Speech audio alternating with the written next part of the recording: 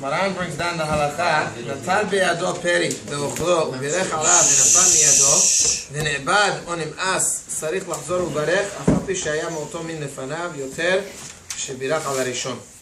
Maran says that if a person took a fruit or drink or whatever it is and he made a beracha on that fruit or on that drink or whatever that he's having, and when he finished making the beracha, the fruit fell out of his hand, the drink fell out of his hand, and he can't eat it anymore. It got all smashed or disgusting. It's not edible. Of course, obviously, if it's edible, then the right thing is to eat at least a piece of it, and then you won't have any problems. But let's say it became unedible.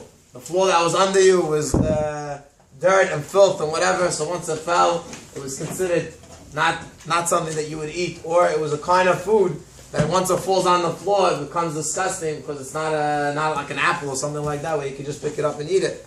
So the halakha that Maran says, even if you have from that mean, you have other apples on the table, you have other things on the table, kevan, that you did not eat anything from the thing that you made a beracha on, automatically your beracha is not hal on anything that's on the table either, and you would have to make a beracha again. Hagaha. Rak shelo haya alav da'ato le'ochlo. And that says you have to have that you didn't have in mind to eat from the rest. Halakha l'ma'aseh, that if a person had me'oto ma'achal o mashke shebirach alav, let's say he had other foods on the table at the time that he made the beracha of the same kind or whatever, yikach miyad mima shelefanav. Halakha l'ma'aseh is we're not posek like Maran in this case, due to the fact that there's safek berachot lehakel in this case. There are those that disagree, and therefore we hold that if a person had other things on the table, he had another apple on the table, therefore you should take from that apple and eat from the apple that's on the table, and it shouldn't be beracha lebatala.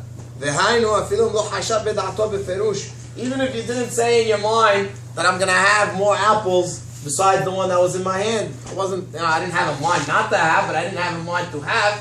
Still, the halakha is you could take from the rest of the apples and you could make you could eat it without making a beracha. However,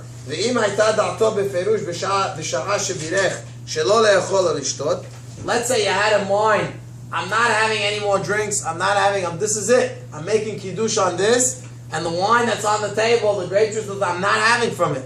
That's it. This is the only thing that I'm having.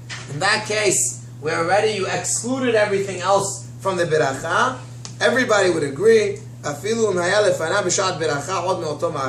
if you had the bottle sitting on the table, but since you had in mind that I'm not going to have from it, the halacha is, automatically you would have to go back and say a new beracha.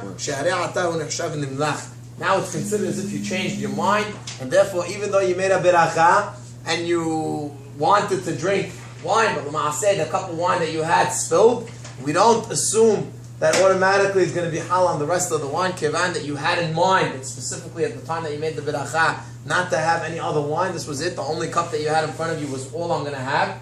In that case, a person would have to repeat over the beracha on the wine and say another beracha before he drinks the rest of the wine.